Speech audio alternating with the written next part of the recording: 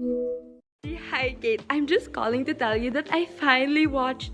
Wait, sorry, did I just wake you up? Ronnie, I swear, it is like 7 a.m. in the morning. What are you doing up so early? Girl, don't tell me you put another all-nighter last night. How could I? I was super hooked by the documentary that you suggested last time, so I just really had to watch it. But I'm super sorry again for waking you up. You can go back to sleep if you want. Wait. Are you talking about Kiss the Ground by Woody Harrelson? Dude, that is like my favorite climate documentary ever. As in, it taught me so much about viable solutions to our climate crisis. And what's crazy about all of them is that they all revolved around the Earth's soil. Dude, you got me too hyped up to go back to sleep. I'm gonna go get out of bed. But go on, how did you find it? I had no idea talaga. Like, the quality of soil and how conventional farming is actually really bad for the environment. Not gonna lie, I thought there was no bad way of planting. Like, as long as we plant, it's all good in the hood.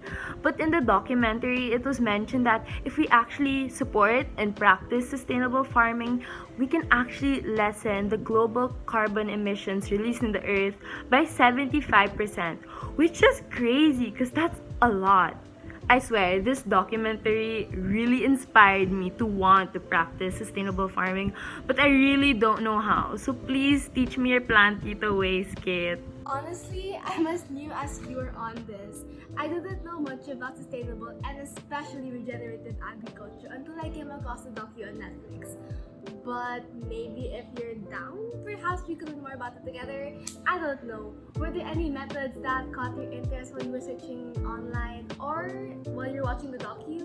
Super G. The only thing though, when I was researching on sustainable farming, was covered crops. So I think this means planting to cover the ground with no intention of actually harvesting this. So I think this prevents erosion and boosts the health and quality of the soil, which is really good since we mentioned that soil quality is really important. And then the other one I heard or researched on was pest management. So we should avoid the use of harmful chemicals and pesticides that deal with the bugs, weeds, and disease. For this is really harmful to the plants and our environment. And it actually has a great effect on our health since we actually consume these plants. Oh yeah, we actually covered some of those in my NBSci class the other day. Personally, my favorite method would be agricultural diversification.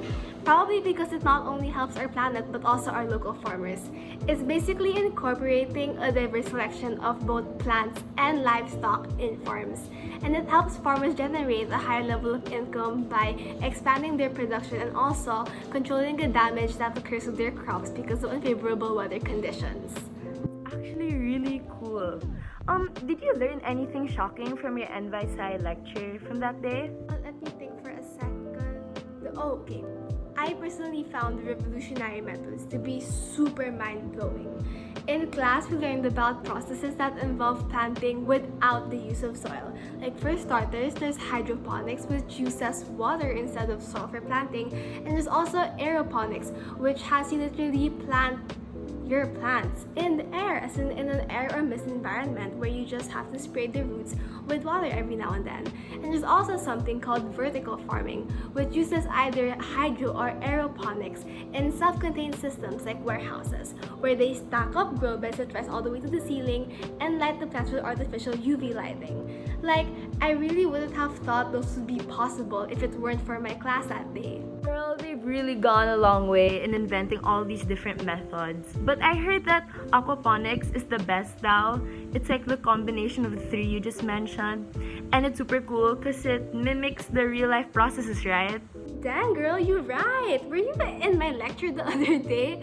I really love how serious you are about this. I swear, this documentary really inspired me. I searched more on aquaponics and I saw that it uses water that circulates from a fish tank to the roots of the plants. So like the fish tank's here and then the plants are placed on top. So what's cool about this is that the plants absorb the fish waste as fertilizer, and at the same time it filters the waters or the habitat of the fish, keeping it clean. And what's cool about this is you don't need to use any soil. Besides the plants and the fishes receiving these benefits, it actually has a huge impact on our environment. Like it reduces water consumption, it produces more plants per square foot, and excludes toxins in our food and reduces overfishing. So there are really lots of benefits for aquaponics. Yeah, dude, it's super timely.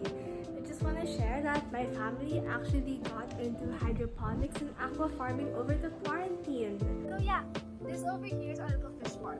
We're honestly just learning more about it as we go, but then we started doing it in the quarantine after hearing that growing your own vegetables and seafood Eradicates mass agriculture production and lessens carbon emissions from transports. What? That's super cute! Actually, learning all about these different sustainable agricultural practices really inspired me to want to have an individual impact.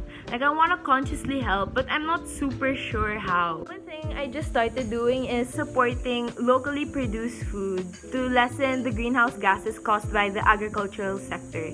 Considering the different factors of food products and production, such as storage, packaging, transportation, and distribution, purchasing from local food system promotes shorter food chains and greatly reduces our individual carbon footprint.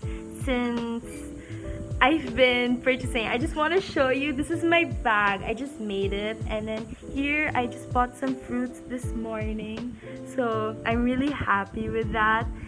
And buying locally, I have more information on how the food is grown, like the certain conventions that are done and implemented by these farmers. So whether they're using chemicals or they're using the tillage, which is really bad as mentioned, or if they are actually advocates of sustainable farming. But I'm not sure if this is enough, like if this individual impact of just supporting local food systems is good enough to help the issue at hand, you know? No, don't beat yourself up over this. At this rate, you're gonna get burned out. I think that actively making the effort to stay up to date and aware of these issues are already a great start. And you're actually going beyond that by trying to incorporate these practices in your own home. Like, it's definitely gonna take a lot more time and effort, but it's definitely never too late.